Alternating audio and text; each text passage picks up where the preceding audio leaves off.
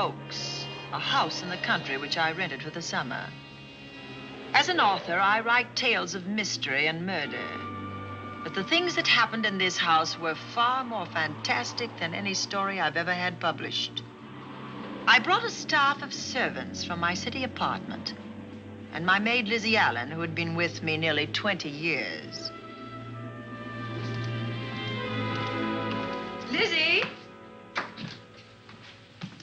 Yes, Miss Cornelia. Is the car ready? It's at the door. Look, Miss Cornelia, them servants you brought from the apartment are talking about walking out on us. Really? Well, I know they don't like it here, but I didn't think it was that bad. Well, they've been hearing things about the killer that the police call the Bat and the murders that he committed here this past winter. Now people are saying that he's back again. Well, how can they be sure of that? Has he committed another crime? No, not yet, but that ain't saying that he won't. Here's something else. You've heard about the bats they have here. Animal bats, the kind that fly. Yes, yes. Look what it says in this magazine. This is a report from the State Health Department, and it says some of them bats is rabid. Well. And that ain't all. Now there's a rumor going around that it was the bat himself, the killer, I mean, that released the rabid bats in this neighborhood. Oh, that's ridiculous. Well, the housekeeper, the cook, the butler, and the upstairs maid don't think so. Well, I can't help what they think.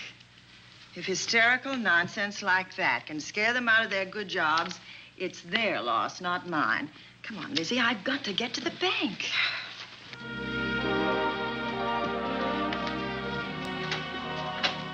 Drive directly to Zenith Bank, Warner. I'm afraid we'll have to hurry. It's near closing time. I'll get you there, Miss Van Gorder.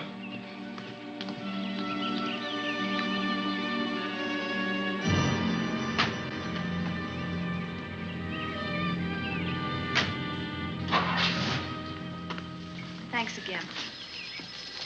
Miss Van Gorder. How do you do, Mr. Barry? How are you? I'm very well, thank you. You remember Lizzie Allen? Of course. Hello, Miss How Allen. do you do? So you're spending the summer with us again? Yes, yes. I've leased the Oaks, the home of your bank president, John Fleming. I heard you had. I was surprised. Why? Is there something the matter with it? No. I was surprised because Mr. Fleming said he would never rent it. Oh? Well, I rented it from his nephew, Mark Fleming, who has the real estate office here. He said his uncle would be gone the entire summer. Well, that's right. Mr. Fleming's in the North Woods now with his physician, Dr. Wells. Oh, pardon me.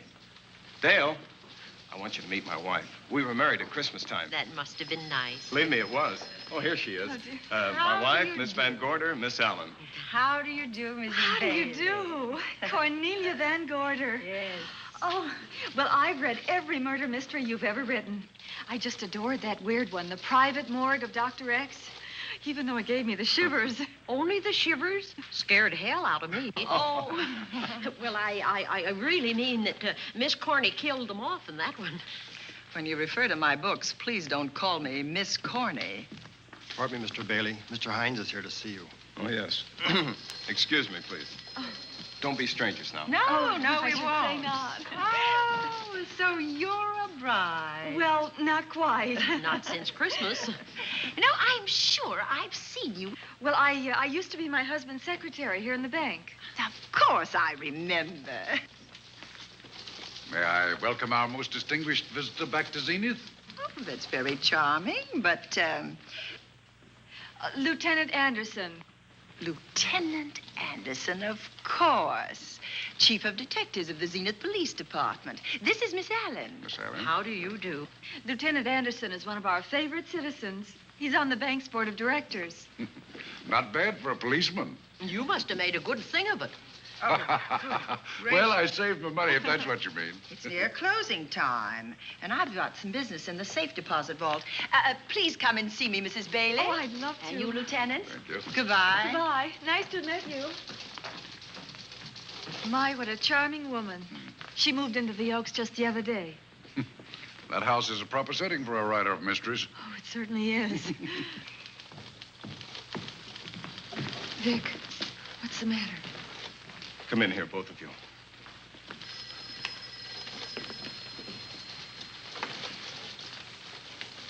Andy, we're in trouble.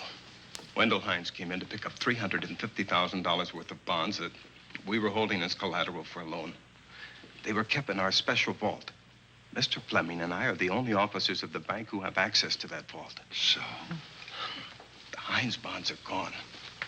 That's not all. Other negotiable securities are missing. From what I can gather, short of a careful check, the bank has been looted of over $1 million worth of securities. You'll have to notify Fleming. I wish I could talk to him. Unfortunately, he and Dr. Wells are deep in the woods. They can't be reached by phone.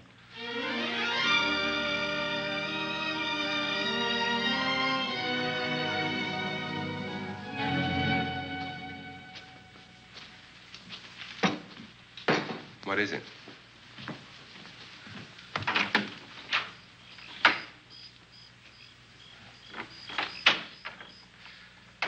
I thought I heard someone on the path coming from the lake. Had an idea it might be that guide of ours. Oh, Sam won't show up until morning. It's a 20-mile canoe trip from here to civilization. 5 will get you 10. Sam has a message for me. I thought you told him at the bank not to bother you. I did, but they'll bother me. Doctor. Yes, John. What would you do for $500,000? Anything short of murder. Why not murder? Too messy. Too great a risk? For $500,000? Yes. I pinched $1 million from the bank. Well, I'm not kidding. I embezzled it. Not that I think you wouldn't do it if you thought you could get away with it. I got away with it. I'm not talking about currency. I took negotiable securities that could be converted into cash. I have the cash in 10s, 20s, and 100s. Well, I'm your doctor, not your lawyer. Why tell me this? You'll find out why. Who's going to take the blame for the robbery? Bailey, the cashier. They'll never suspect me. I like Bailey. Well, so do I. I love the guy. I gave him his first chance. He has a lovely little wife. Charming girl. Was the best man. Where's the $1 million? In my family's tomb in Zenith. In the crypt with my father's casket. I don't buy that, John. No? No. You forget that I had you in charge when you were a very sick man. When you raved in delirium. And I heard you talk about a hidden room. Now, where else could you put a hidden room except in that mansion you built? That white elephant you call the Oaks. Look, everyone knows I have a bad heart. Now, who would doubt it if you wired the bank directors that my heart had failed? That I had fallen from a great height here in the woods. And that I was badly smashed up. You could ship the body back for burial and instruct them not to open the casket due to the condition of its contents. Well, you realize, of course, that we'd have to have a body to put in that casket, which means that we'd have to deal with an undertaker at this end. Of course. Well, where do we get a body? Couldn't we provide one of our own? How about Sam? Sam, our guide? Sam weighs about as much as I do. He's practically a hermit. He wouldn't be missed for a long time. The local undertaker would know him. Not if we made him look as if he'd been in a serious accident. But if Bailey's going to take the blame, why'd he have to do this? A jury might acquit him. In that case, I'd be a logical suspect. I could disappear, of course, but it's safer if they think I'm dead.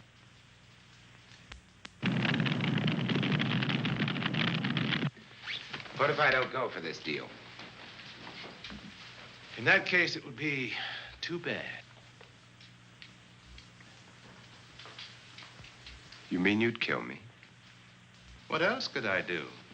Now that I've told you about the $1 million, I'd say you were shot in a hunting accident. Now, look, Doctor, if you can find another body instead of Sam's, it's all right with me. There's $500,000 in it for you. I'll do my best. I smell smoke. So do I. What's that noise? Look, Doctor, the woods are on fire. It's coming this way. We've got to get out of here. Out the back way. We will. As soon as I provide that body we were talking about.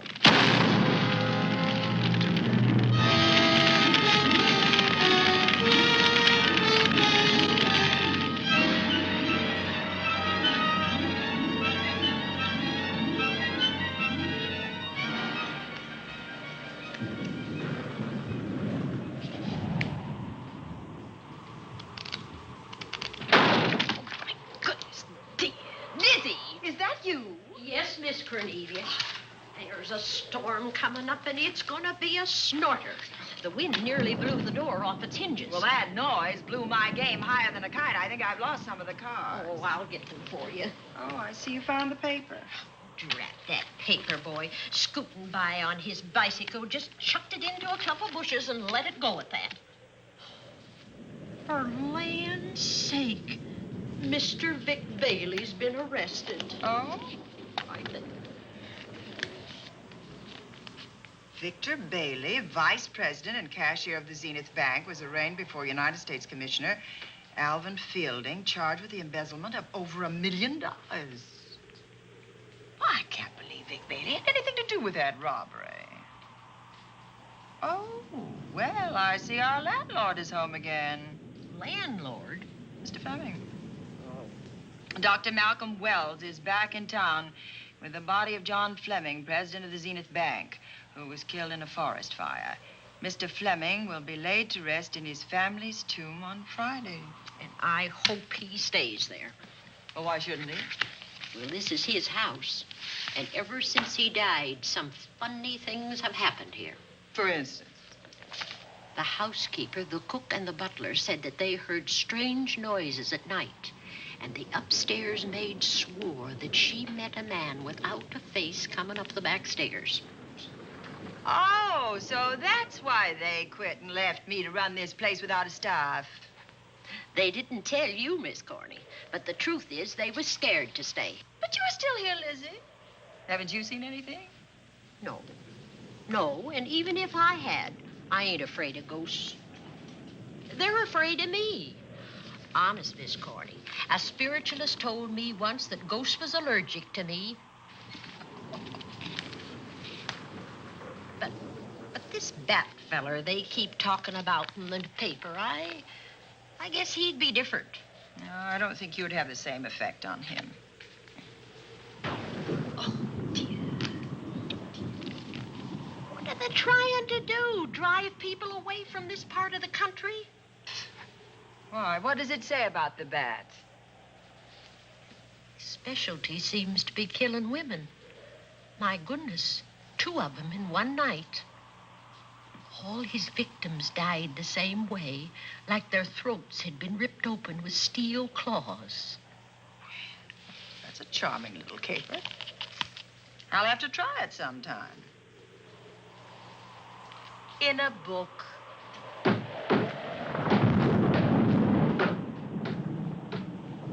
That ain't nothing, just something bumping against the house.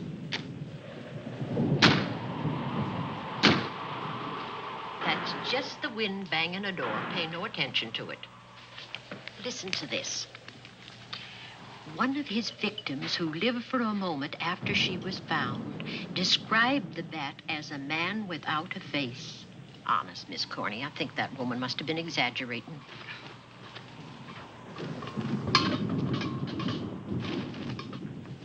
That's just that heavy tapestry at the top of the stairs. I know. I've heard it before on a windy night.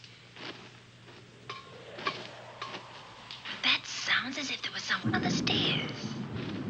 I know there isn't. At least there shouldn't be. There ain't. Them's just the noises you hear in any old house on a windy night. It says here that the Bat never leaves no fingerprints. That's understandable. Having no face, he probably has no fingers either. Lizzie!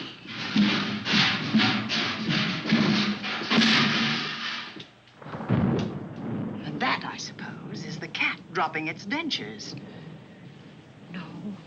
No, I don't think so. But I think it's something should be looked into.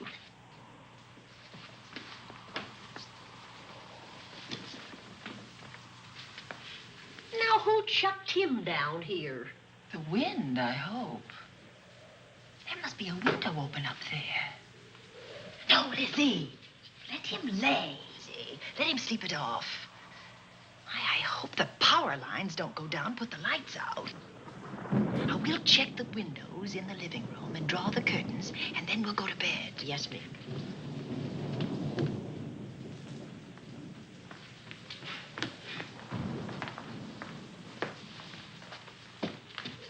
I won't be a minute.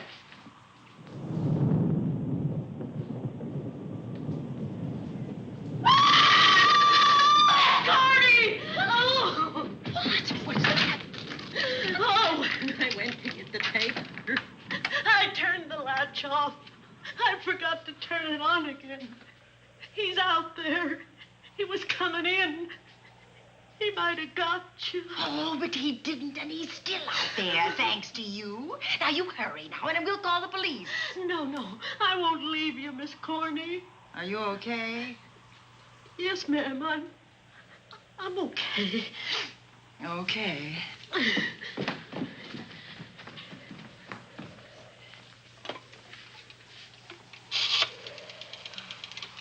Operator? Give me the police department, please. Zenith Police Department. This is Cornelia Van Gorder. I'm living at the Oaks. We know about that, Miss Van Gorder. Just a moment ago, a man tried to force his way into this house. You're not alone there, are you? What about your servants? Well, I have none except my chauffeur, and he's away. He won't be back until the morning. Now, there's only 2 of us here tonight, and we're going to lock ourselves in my room. Now, if any of your men see anything, will you have them call me? I'll send officers over there right away. Oh, thank you very much. Come on, Lizzie. We're going to sleep in my room.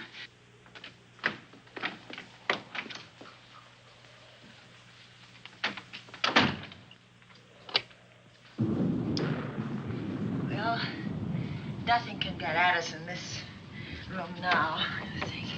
This door seems good and solid. Like the door to a tomb.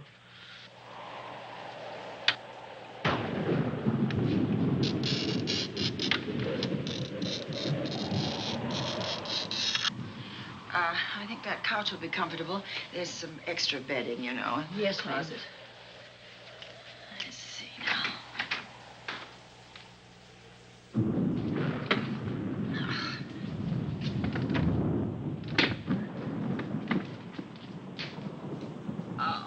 Huh? No bolt. Well, that's not so good.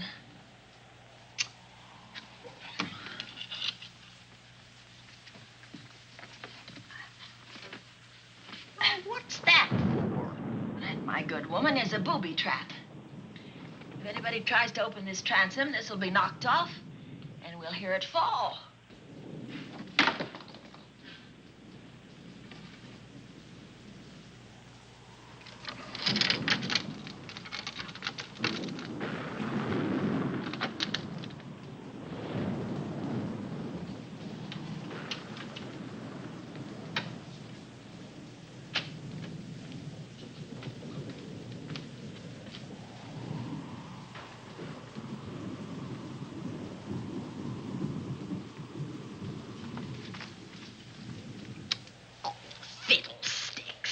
I forgot my night things, my robe, my gown, and my slippers. I'll go get them now. Now, wait a minute, Lizzie.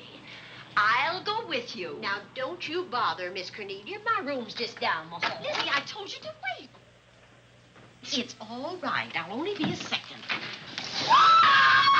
Get in here. Get in here.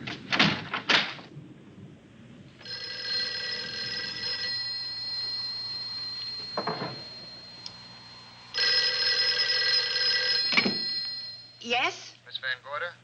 Yes? Zenith Police Department. There's a police car just outside your house, and the officers in it have reported that there's no sign of a prowler anywhere on the grounds. Oh, the man's inside now. He's in the hall, just outside my bedroom. Have your men break through the kitchen door and search this place from top to bottom. Okay, Miss Van Gorder. Sit tight. I will. I have a gun, and I know how to use it.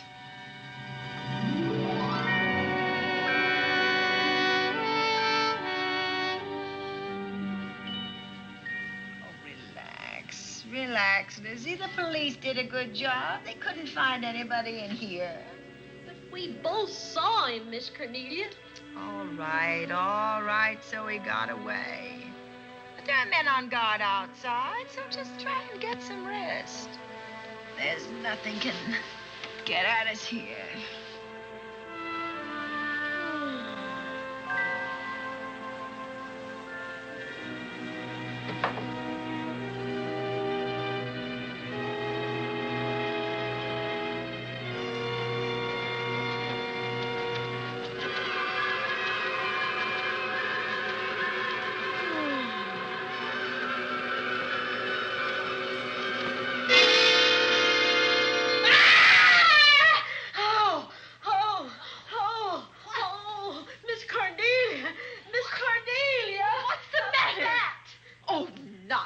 You've had a nightmare. Maybe I did. But there was a bat in it, and it bit me. It flew in that closet. Oh, good gracious, Lizzie, you're right.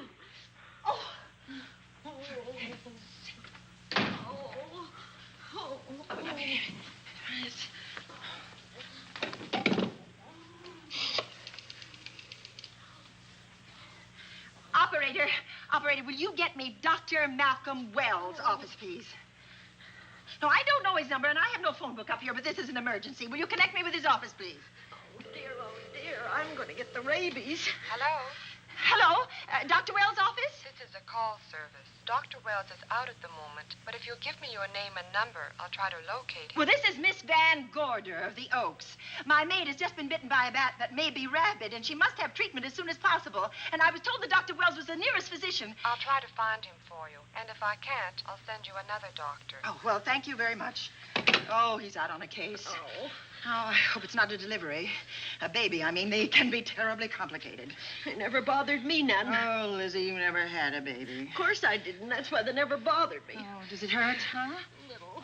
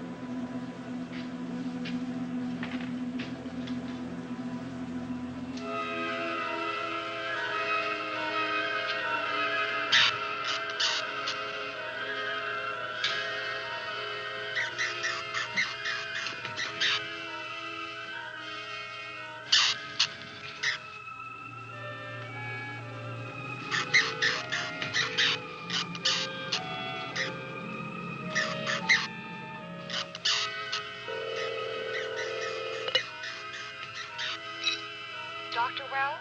Are you there, Dr. Wells? Are you there, Dr. Wells? This is the operator. Your call service is on the wire. It's an emergency. This is Dr. Wells. This is your call service, Doctor. Oh, hello. I was just doing an experiment. I left the receiver off. That's what I thought, but I kept trying. Miss Van Gorder at the Oaks called and said that her maid had been bitten by a bat, and she's afraid it might be rabid. What? Oh, all right. Tell her I'll be right over there.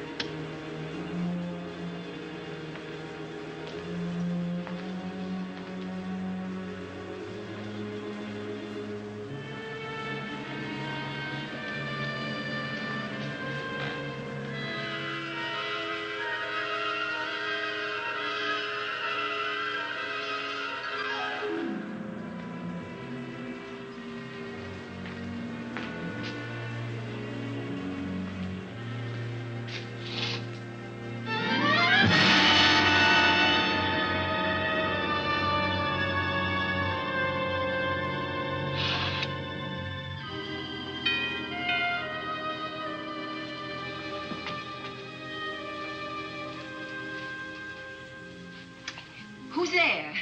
Dr. Wells. Come in. Good evening. Oh, I'm so glad they found you, Doctor. Well, I reached my office shortly after you called. How is your maid? Is she in any pain? No, she doesn't seem to be. Did the bat get away? No, I believe it's still in my bedroom. Oh, good. I'll want to examine it. There you go, Miss Allen. Now you feel better? Doctor, have I got the rabies? Well, I can tell you better after I've examined the bat's brain under a microscope. That thing's got a brain? Oh, you'd be surprised. Well, where is it? I think the little darling is in that closet. Oh. You know, it's a pity you leased this house, Miss Van Gorder. Why a pity? Well, my dear lady, I don't want to alarm you, but... Oh, well, after tonight, nothing can alarm me. Yes, I understand. It must have been terrifying. So many unexplainable things have happened here. There's something about the place. Your servants must have sensed it when they walked out on you. An apprehension of disaster. Well, let's see. Aha! Yes. There he is. All right, now. Take it easy. Nobody's going to hurt you. Quiet now. Quiet.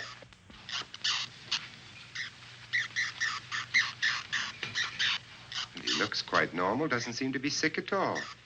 Oh, ain't that nice? I've been worried about him. Well, you should be. From his appearance, I'd say that he doesn't have any infection. In which case, you've had a narrow escape. Now, you take one of those tablets I left for you, and I'll guarantee you a good night. And I'll drop in on you tomorrow. Oh, thanks for everything, Doctor. Now, don't worry. I can find my way out. Oh, I know you can, but do let me help you. Oh, don't forget that once I'm gone, you'll have to climb those stairs alone. Oh, I'm all right. I'm armed now. Can you shoot one of those things without shutting your eyes? Oh, Doctor, there are guns in every book I've ever written. I don't write about things I'm unfamiliar with. Lock the door, Lizzie. Good night. Yes, ma'am. Good night, Doctor. Accident? No, the wind blew him down. Oh. I think. Oh. Did you know that young Mark Fleming leased you this house without notifying his uncle? No, I didn't. Well, it doesn't matter now. John Fleming is dead, and Mark's his heir. But if John were alive, he would warn you to leave here, Miss Van Gorder. Really? Yes. It's been a tragic place for anyone who ever lived in it. Well, good night. Good night, Doctor. Who's out there? Nobody you need worry about, Doctor. Oh, it's Andy. That's right. Oh, good evening, Miss Van Gorder. Good evening, Lieutenant. Somebody sick here? My maid was bitten by a bat. Oh? A rabid bat? Well, I'll know for sure when I get to my lab. I caught the bat. It happened indoors? In my bedroom, yes. How'd it get in? Well, there are many ways a bat could get in a house. You ought to know. I spotted this hole in the window the minute I got here. Why? That's where the two-legged bat got your door open. Miss Van Gorder told me that she phoned headquarters at Zenith. Yes, I phoned twice. The second time was after the prowler got in the house. Weren't you at headquarters, Andy? No, but they contacted me. An officer came and searched the house from top to bottom, but they couldn't find the bat. You better have this window fixed tomorrow. Oh, yes, I certainly shall. Listen, I'd better be going. I'm due in surgery at 8 o'clock in the morning. Good night. Good night, Doctor. There'll be a man patrolling the grounds all night, Miss Van Gorder. Oh, thank you. And nobody inside, Andy? Why should there be? Well, how do you know but what the bat is hiding somewhere in the house? I'm quite sure he isn't in the house, Doctor. Not now. Good night. Good night.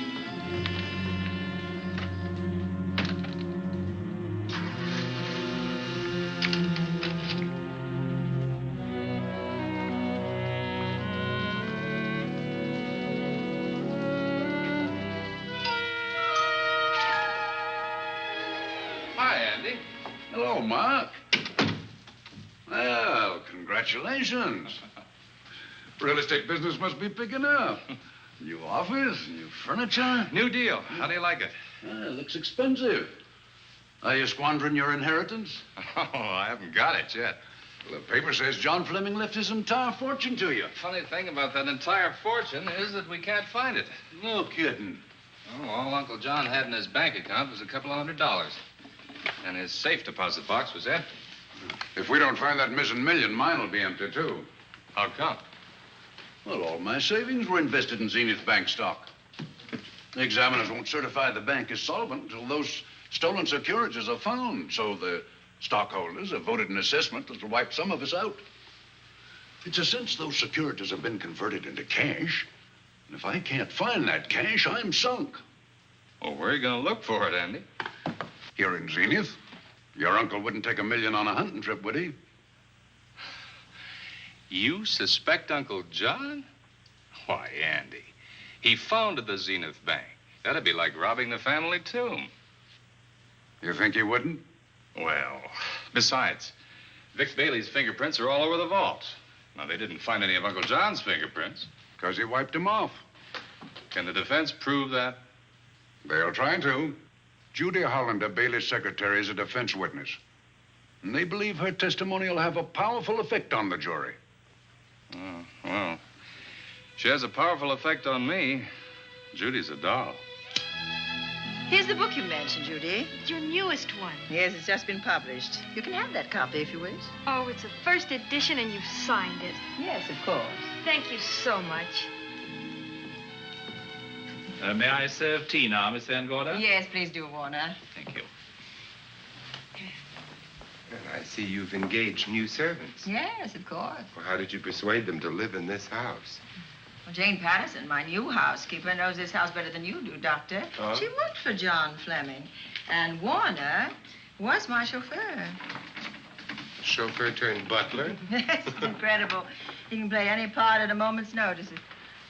Did you get a plumber, Warner? No, we can't get a plumber for 3 days, madam. What about that leaking pipe? The basement will be flooded in 3 days. Well, the pipe is no longer leaking. You mean it's dried up of its own accord? No, not quite. I packed the elbow where the water was coming out. Packed the elbow? Thank you, madam. Now, there's a character. How long did you say that he worked for you as chauffeur?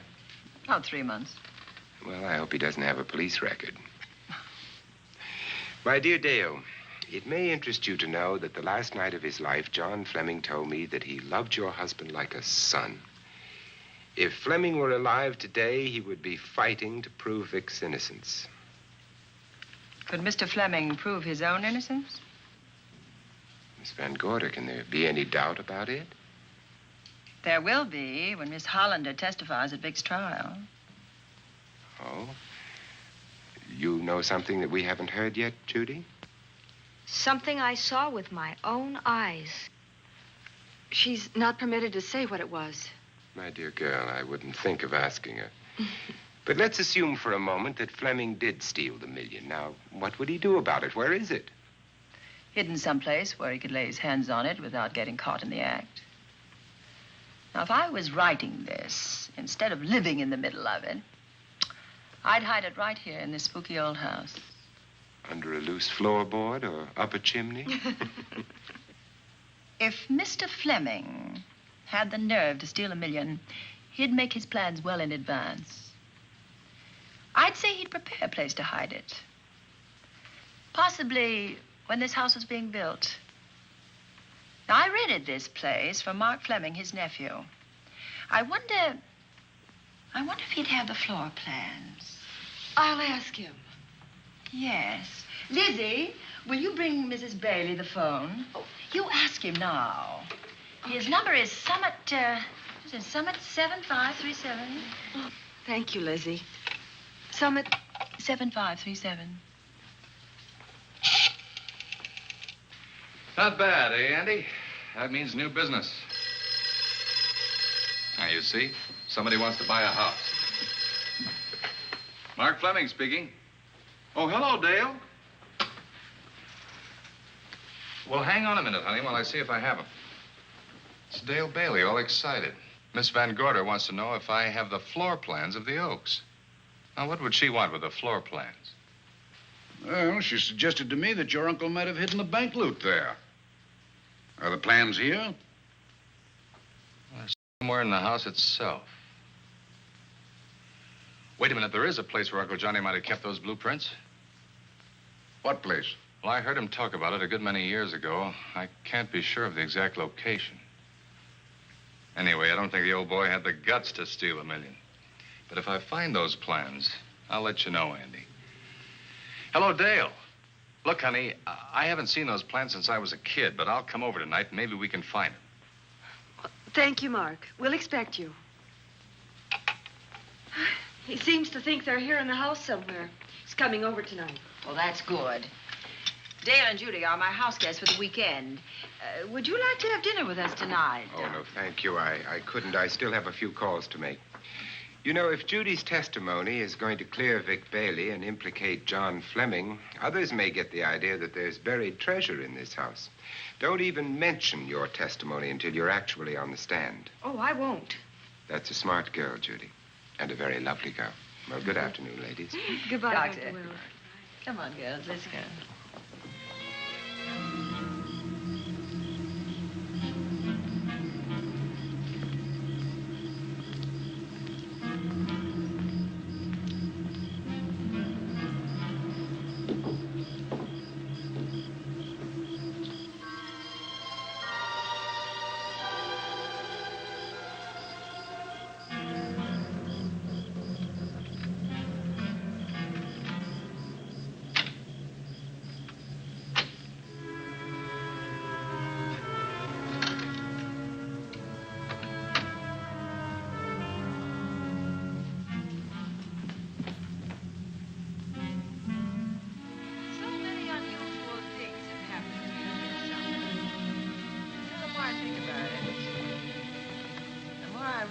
I should be putting them down on paper. Weren't you your husband's secretary, Dale? Yes, I was. Do you take shorthand? Mm-hmm. Well, my dear, if you'd like to have your mind occupied, I want you to work with me while I write the story of this fantastic criminal, the Bat.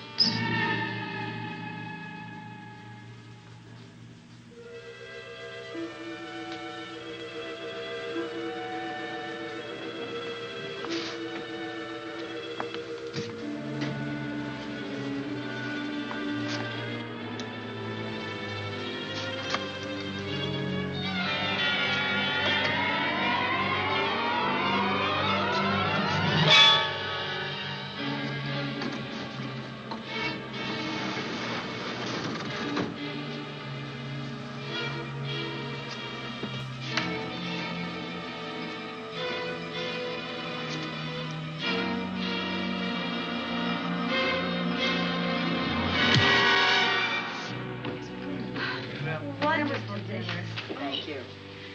It's really nice. A good dinner, Lizzie, as usual. Wonderful. Oh, what a lovely piece of silver. It's an original, isn't it?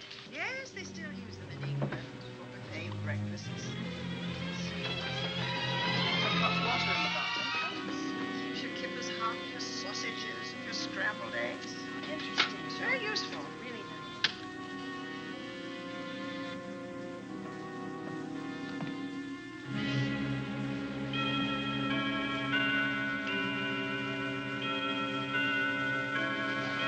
Clock hasn't struck the hour in the last 10 years, if I'm to believe what Mark Fleming told me. Why is it angled away from the wall like that? I don't know. Somebody must have moved it. Lizzie, very likely when she was dusting. Wait a minute. Did you know there's a door in this paneling? No, I didn't. Oh, my gracious, so there is. Maybe it opens to a secret passage. Oh, certainly to a secret something. This is exciting. Who knows, girls? We'll be about to stumble on that missing million. Oh, this is panel. There's a panel. There must be some gimmick to it. There always is. Yes, it moves. It moves. It moves. Oh.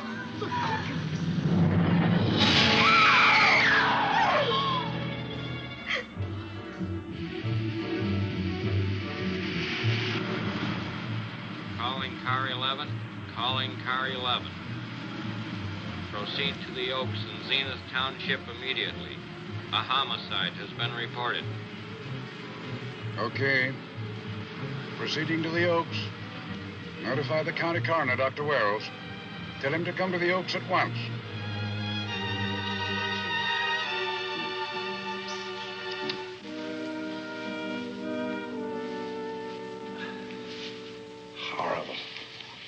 His throat has been torn by some creature with fangs or claws. That's his sign. We found it on the others he killed. I'd hoped those reports that he was up to his old tricks again were pure imagination, but apparently they're based on fact. He's come back. Back to the scene of his kills. Yes, that's who I mean. That's who did this. The bat. Who found Mark? We all did. And it's Dale and Judy and I. Lizzie was in the dining room. This is my new housekeeper, Jane Patterson. You know, she worked for John Fleming. I know her. Where were you, Mrs. Patterson? In the kitchen, cleaning up. I cooked the dinner tonight. Did you know that the secret closet was here? No. It was behind the grandfather's clock. Well, it was I who found it, really. Noticed the clock had been moved and the door wasn't quite closed. I'll get it.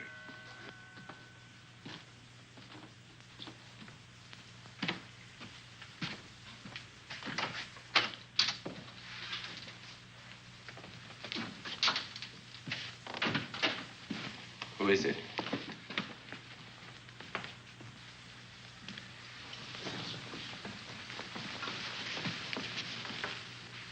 Mark Fleming. As coroner, you saw the same wounds on the others. How long's he been dead? Oh, I'd say about a half an hour. Do you believe it was the bat? That's a bat's trademark. Perhaps he's still in the house. That's possible. Why should he be? Because he's looking for something, and like you, he believes it's here. And he's a persistent killer. I would advise you to get out of this house as quickly as possible, notwithstanding our expert police protection. Have you called the morgue? They're on their way here. Oh, good. I want to examine the body before they get here. May we take it into another room? Yes, to the sunroom in the back. Thank you. Give me a hand. Excuse me.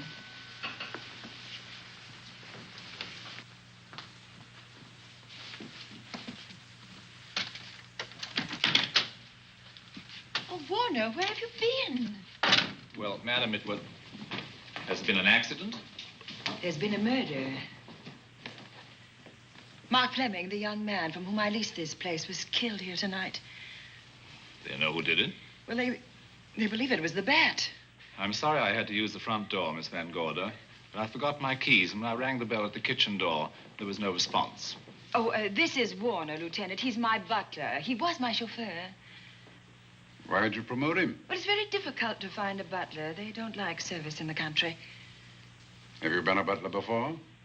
I've served in many capacities, sir, but this was my night off, and I forgot my keys. I heard that part. What time did you leave the house tonight? Oh, about 6:30. I had dinner at Wiley's Roadhouse. Can you prove where you spent the rest of the evening? I can try. Try hard. And don't leave the house. I'll get to you later. Very good, sir. I shall be in my room, Miss Van Gorder, if you need me. Yes, Warner. Surely you don't think he's... Warren and I have met before. I can't recall where or when, but I will.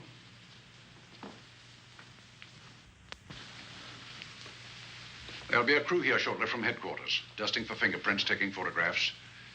But in the meantime, Mrs. Patterson, you aren't leaving the house tonight, are you? No, Lieutenant. Don't. I'll talk to you in the morning. Good night. Good night, sir. Good night, Miss Van Gorder. Dale, I was with Mark Fleming this afternoon when you talked to him about the floor plans of this house. I heard him tell you he was coming here tonight. Dale called him at my request. She told me he was coming. Who else heard her tell you that? Judy, Lizzie. And that nice Dr. Wells. Dr. Wells. There are a few killers who kill for the fun of it. The bat very likely is a mental case, and I'm convinced that his crimes are motivated by his mania for personal gain.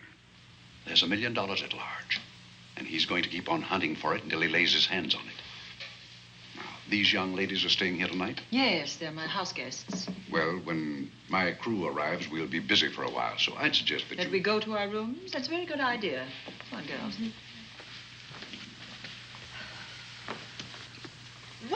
police guard for this house tonight, Lieutenant. You've got one. I'm going to cover this place tonight from the attic to the basement. If the vet makes another call, I'll have a little surprise for him. Who is he? Have you any idea?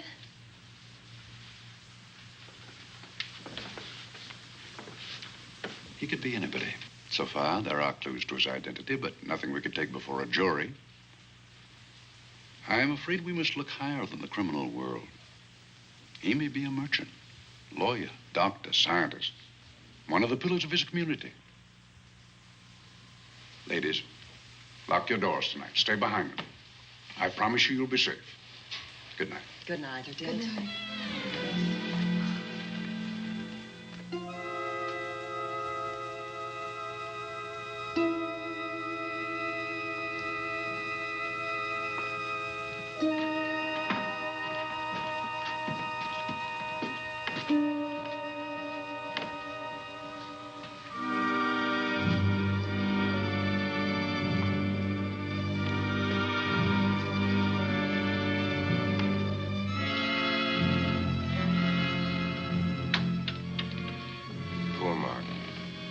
It's a pity.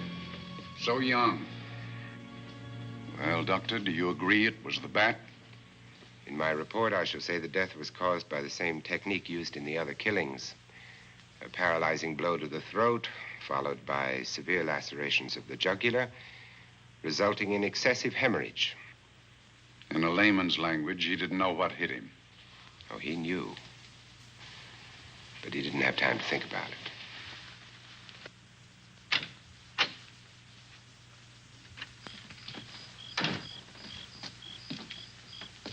You staying here tonight, Andy? Well, until I check the doors and windows, but I'll be back bright and early in the morning. Neither snow, nor rain, nor heat, nor gloom of night stays these couriers from the swift completion of their appointed rounds. A lot of people are due for a shock when I close this case. Yes, I'm sure they are. Good night, Andy. Don't get hurt. Good night, Doctor.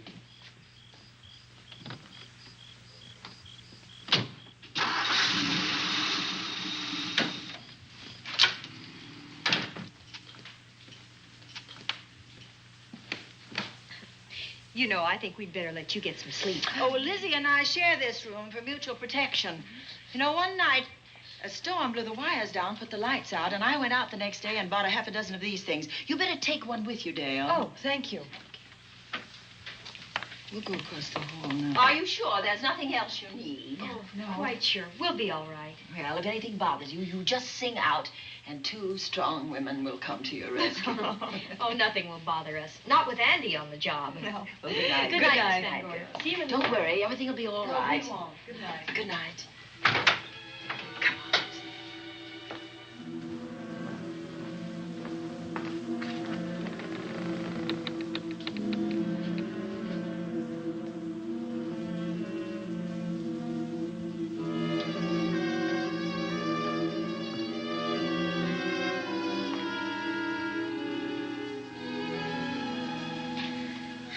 I don't think I'll sleep tonight. Me neither. All I can see is poor Mark Fleming staring at us. I thought that when people died, their eyes closed, as in sleep.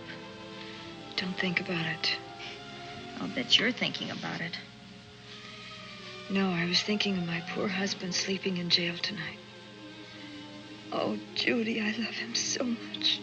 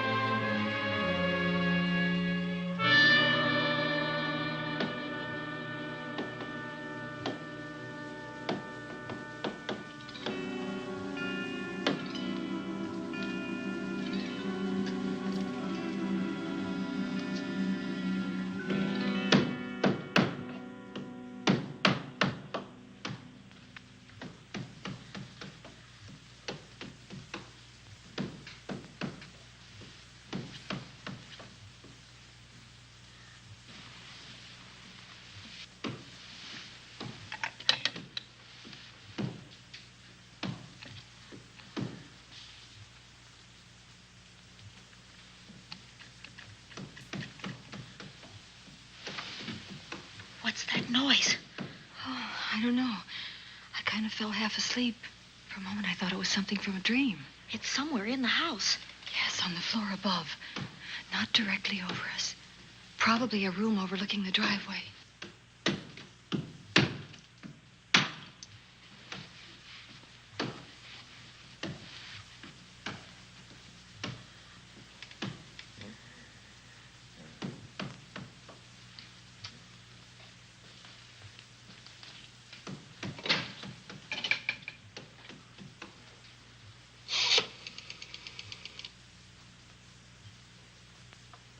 Should we call Miss Van Gorder? She'll hear it. How can she help but hear it? Oh, besides, we don't want her to think we're a couple of hysterical women. Oh, I'm about to become one. Oh, I've dear. had it for one night. Dale, you're not going out in that hall. I want to know what's happening up there. But Lieutenant Anderson said if we stayed behind our locked doors, we'd be safe. Vic isn't safe locked up in that jail. Suppose that stolen money is in this house. Mark Fleming seemed to think it was. Maybe that's what somebody's looking for. For heaven's sake, don't you hear that awful noise up there? Now, Lizzie, you've just got to stay awake.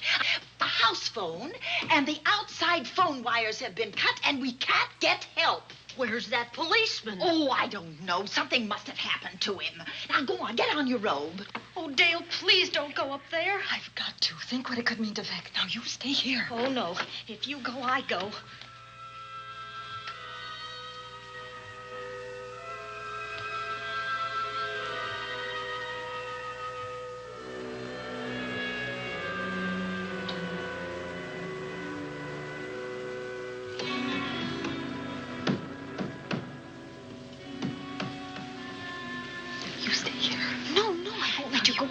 You wait here. I'm going to see what it is. Oh, please let me go with you. Judy, will you warn me if anyone comes? I'll only be a moment. Now, wait.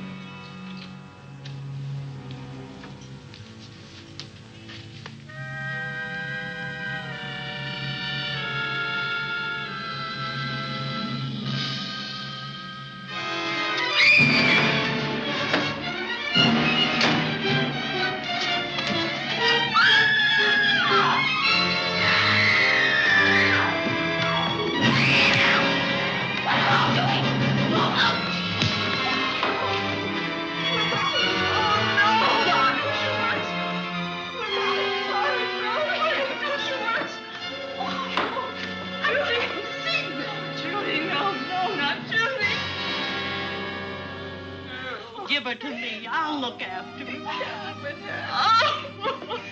Oh, Dale.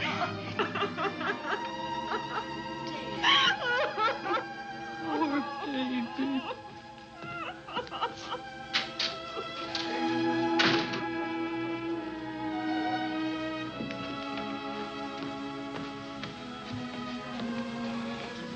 Judy.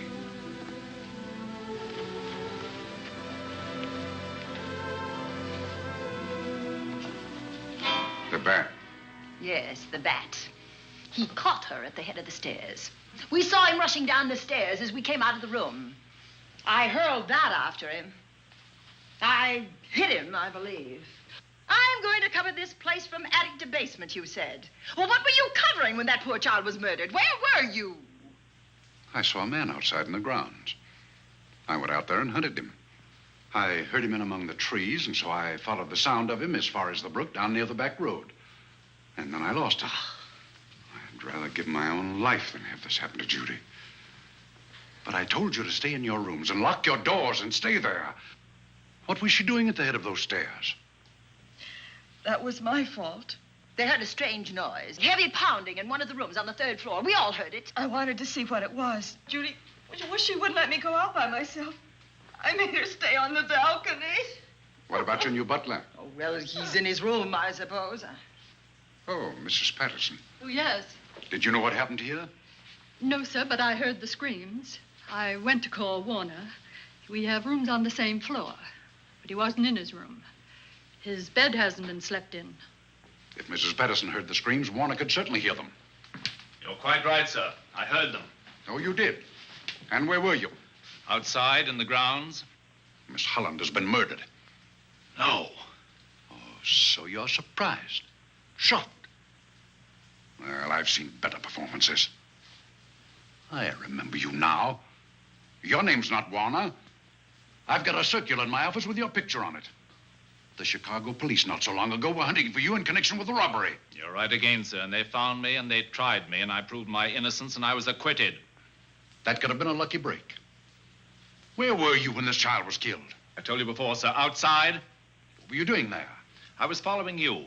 I saw you leaving the house, and it seemed that you were hunting someone. I thought you might need some help.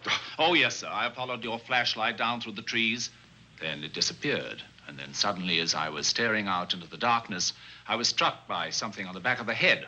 The next thing I knew, I was lying on the ground. I realized I'd been knocked out. I wish you had been knocked out. But then we'd have found you with your mask still on your face. You were hit here in this house with this poker as you were rushing down those stairs after that child was killed. Oh, no, sir. You can't pin this on me. I'm not the bat. I've never killed. I couldn't kill. I won't take the rap for this.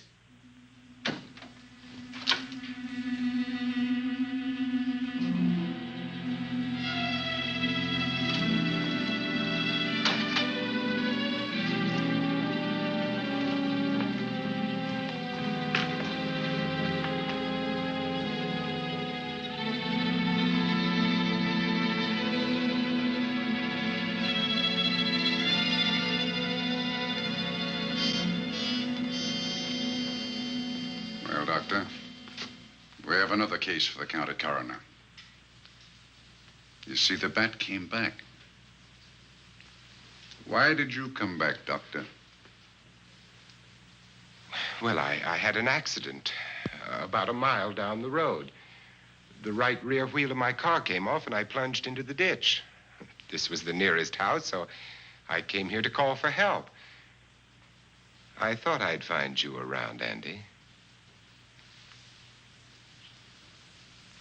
Physician, heal thyself. You must have been hit by something on the back of your head.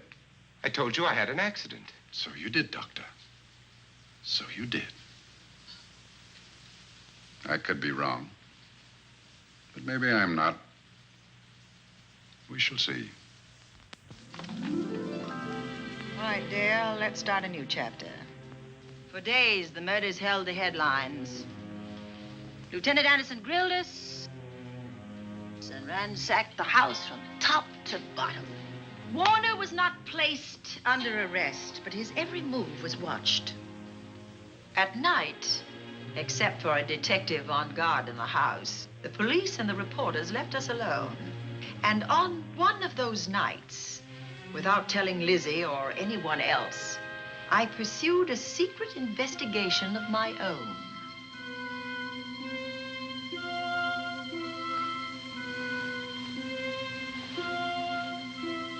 It was in an empty room on the 3rd floor where we kept our trunks and other things.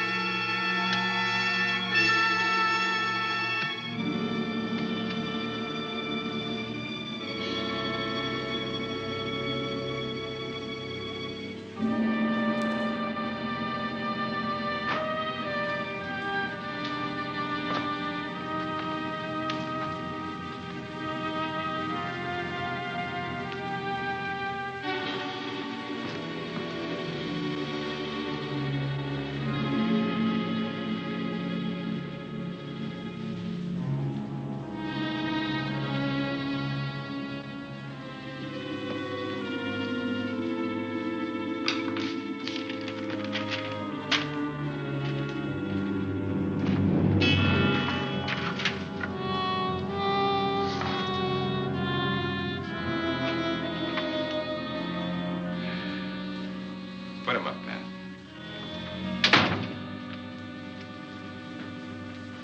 It's a bright idea to kill me in my own lab and let people think that I'm the bat. But you had to kill me first. What was it to be, ambush? And clever as you are, you're not smart enough to do that. Nor were you smart enough to find the money, though you came quite close to it. But I know where it is. And when you're dead with that sign pinned on your chest, I'm going to collect it and live happily ever after. He destroyed himself. How true that will be. Well, goodbye, Bat. Here's a serum that will heal you whether you're rabid or not.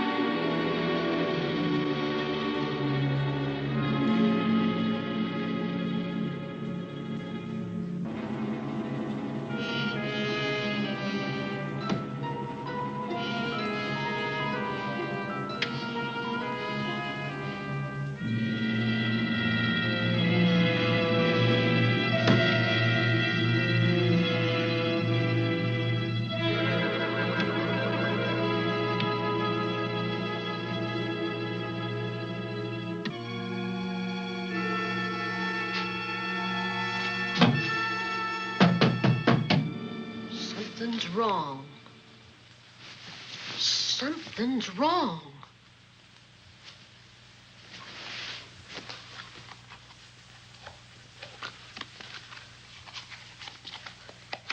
Miss Cornelia.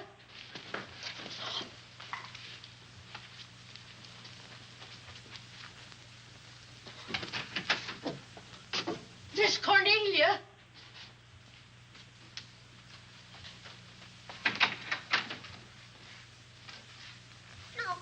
Where would she be going at this time of night?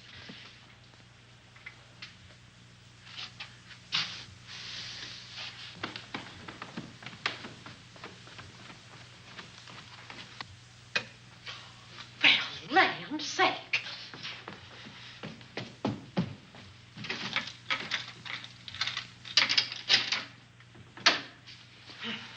I never.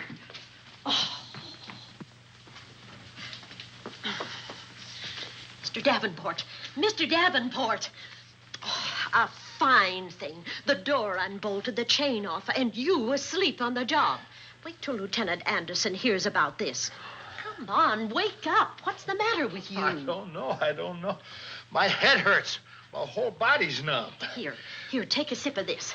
Try to snap out of it. I'll be back in a minute.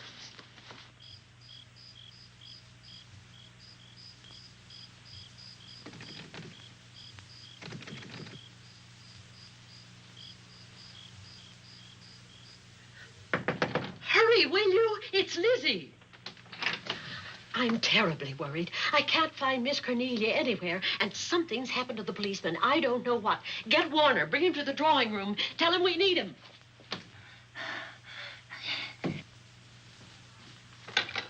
Are you all right now? Yeah, I'll be all right in a minute. I remember now. I took a drink of wine from that decanter there. Miss Van Gorder told me to help myself. She wouldn't put nothing in it? Well, somebody did. Somebody who knew I was on duty here. Then it was somebody that got Miss Van Gorder. I can't find her anywhere. Upstairs, downstairs, or in the basement. I told the housekeeper to get Warner. Lieutenant Anderson will want to know about this.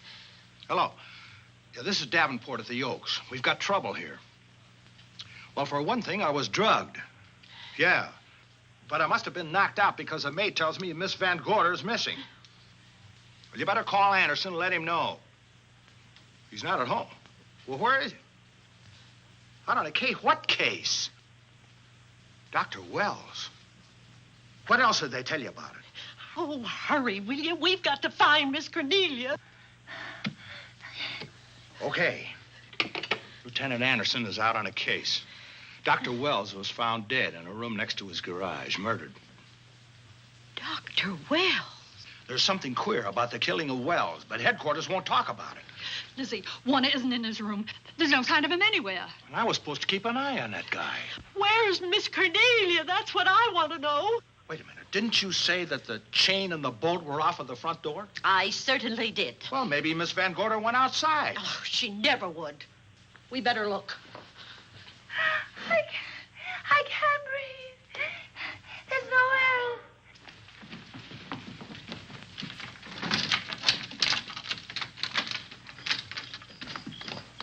Miss Cornelia. Oh, Miss Van Miss Gorder. Cornelia. Miss Cornelia. Miss Van Gorder. Look. There's a light in that room on the 3rd floor.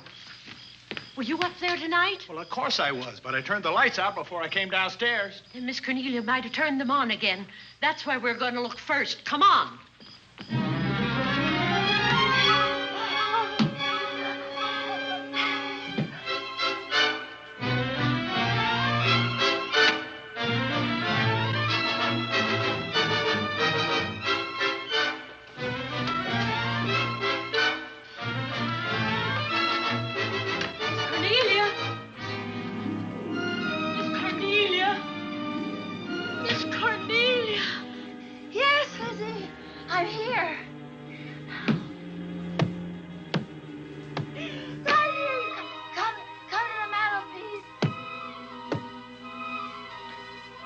Here we are, Miss Van Gorder. What do we do now?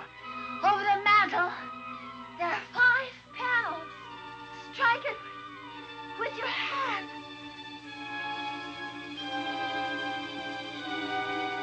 Which panel did you say, Miss Van Gorder?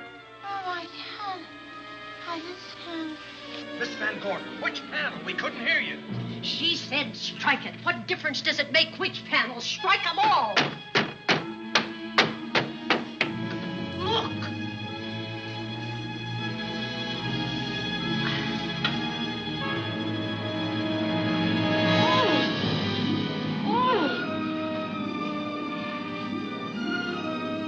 Oh, it's all right now. It's all right, dear. Lizzie's here.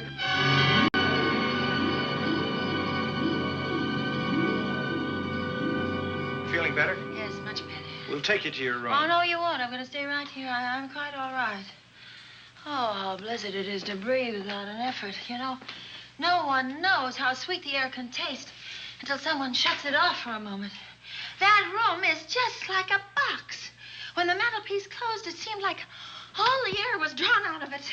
Look, there it goes again. Let it close. I can open it from in here. There's a control panel behind this blueprint. Electric motor under the trap door here. Once the door is open, you can keep it that way. I believe that the fireplace in this other room opens the same way. And it does. I tried to find this, but I couldn't find it. Yeah, it was back at this blueprint here. Well, it's quite a setup. Too bad we can't open that safe in the same way. Take an expert to crack this box or a shot of nitro. Oh, maybe that's what the bat had in mind. Could be. Seems he's on the prowl tonight. Miss Van Gorder, Warner has disappeared. And Dr. Wells has been murdered. Dr. Wells? Lieutenant Anderson's on that case right now. Well, does he know what happened here tonight? They got word to him. He'll be here any minute.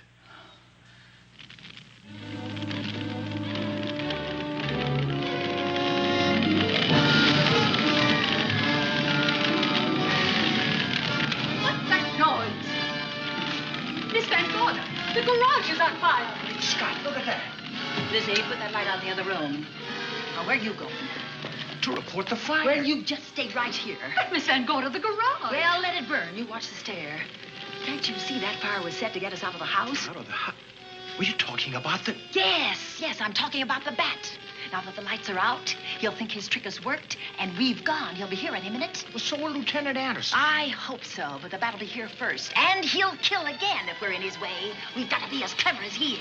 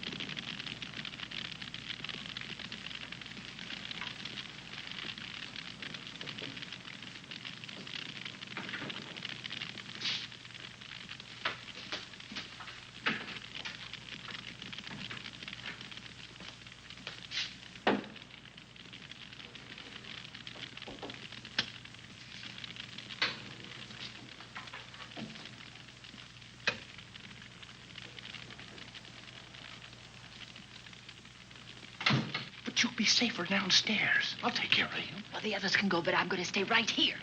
All right, but get out of sight.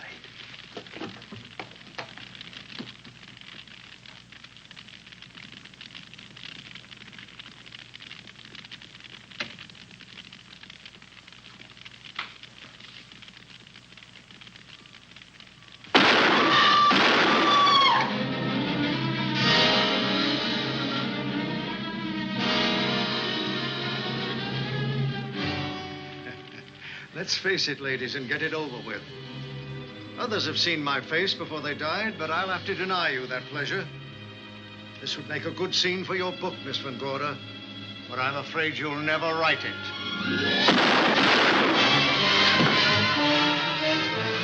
That is Warner. I could tell. You misjudged me, Miss Ellen. Warner! I don't like being a murder suspect, Miss Van Gorder. I was headed for a plane, but halfway to the airport, I changed my mind and came back.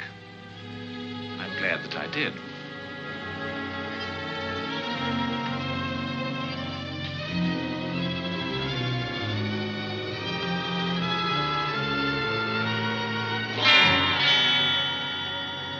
Why, it's Lieutenant Anderson.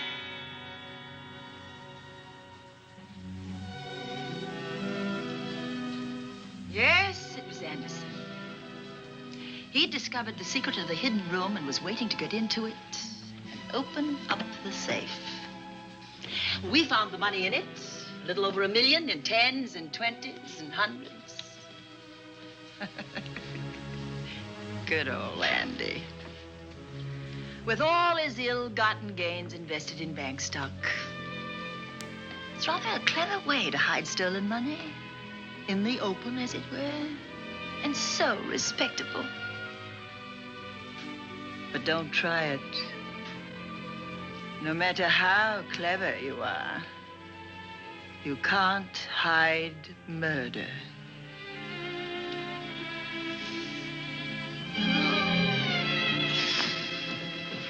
Well, that's it, Dale. That's the end.